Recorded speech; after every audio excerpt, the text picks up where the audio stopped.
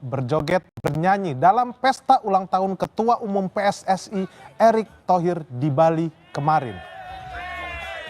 Dalam video yang tersebar di media sosial, sejumlah pemain juga ikut bernyanyi dan joget seperti Miss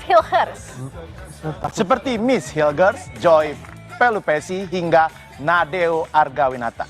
Pemain terlihat santai dan penuh semangat jelang laga melawan Tiongkok pada kualifikasi Piala Dunia 2020.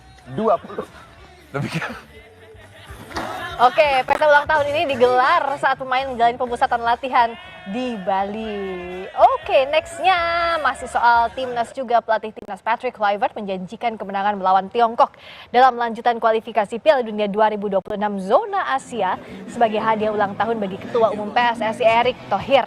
Setelah menghadapi Tiongkok, skuad Garuda akan bertandang ke markas Jepang di Stadion Suita pada 10 Juni. Dua laga ini akan menjadi penentu nasib timnas di babak ketiga kualifikasi Piala Dunia 2026.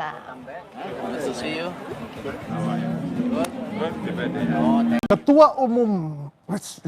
Saya harusnya. Aduh, Cik Amni. Maaf ya. Anda nggak pakai ini. Kok rebutan ya? Iya. Kan saya